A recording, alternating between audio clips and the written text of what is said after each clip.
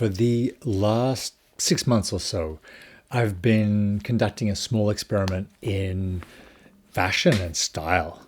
And I want to talk about it and break down how I used AI to, I wouldn't say transform, maybe just improve my aesthetic. I'm in my late 40s. By this time, you usually know what you like and what you don't like. And I've been wearing technical pants and t-shirts and sweaters almost every day for the past decade. And as I enter this new stage of my life, I thought it'd be interesting to broaden my horizons, stylistically speaking.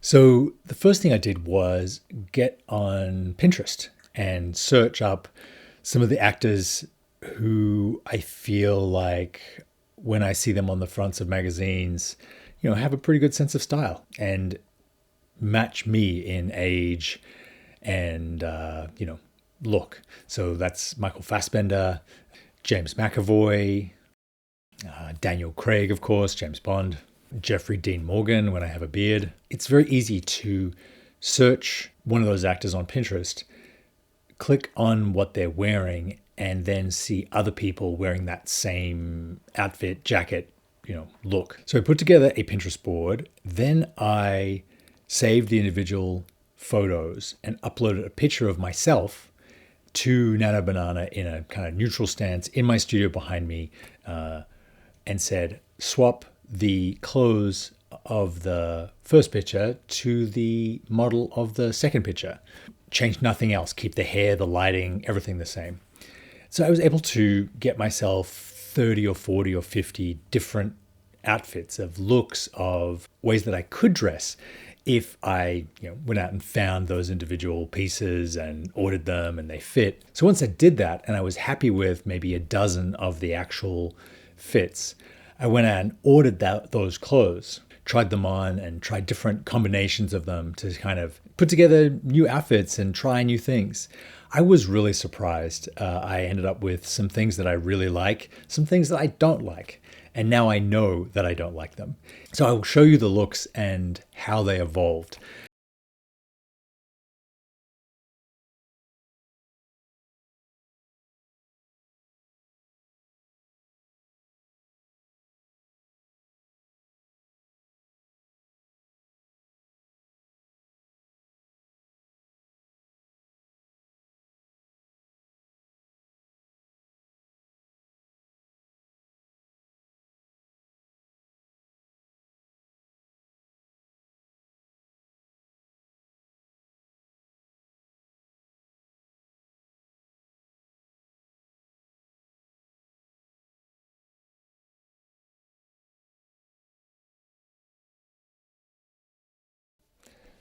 So the first look is this Daniel Craig, James Bond tactical turtleneck.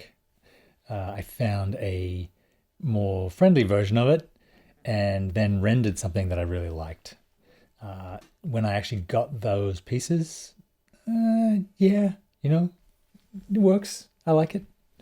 It is a little bit more dressy version of Special Forces. Next, we have this same sweater but with white pants. I think that's Henry Cavill.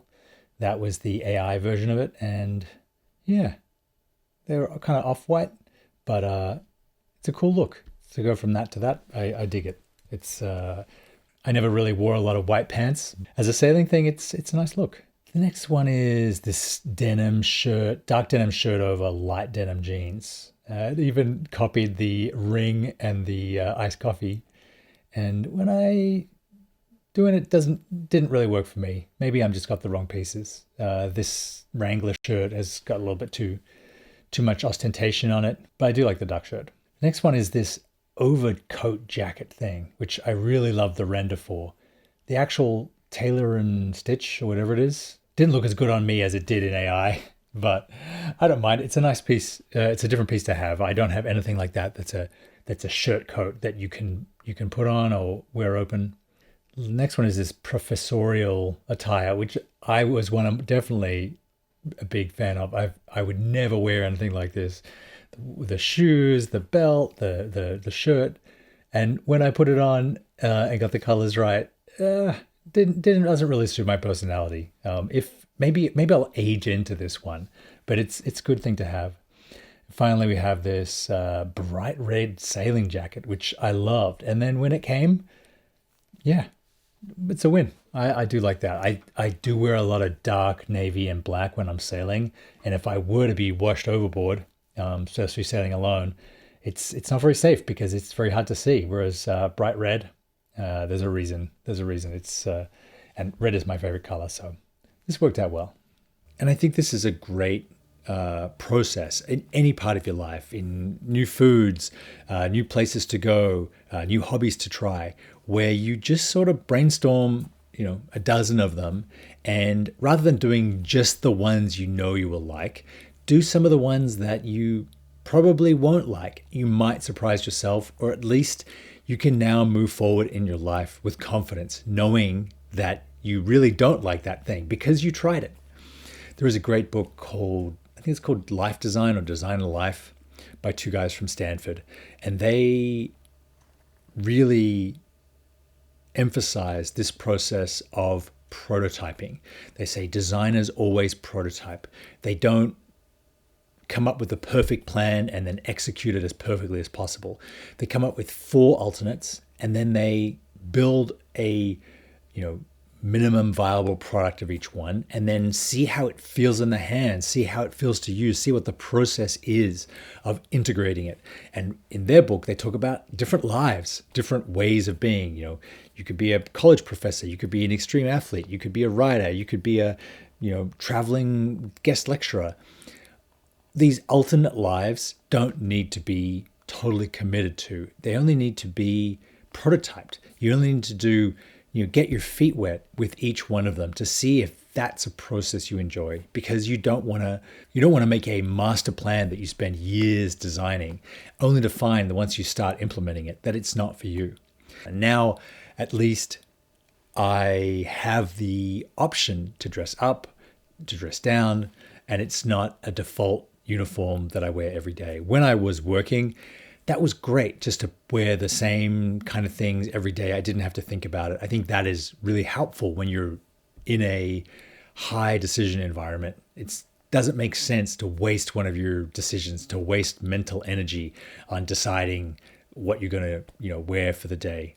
But now that I do have a little bit more mental energy, I do have a little bit more freedom, I've enjoyed experimenting with something that I previously knew very little about and really neglected. It is another area of my life that I'm enjoying expanding at this time. Like everything I talk about on this channel, there is the product itself, and then there is the idea, the philosophy, the process behind it, which I personally find more compelling. Thank you very much for watching. I will see you next time.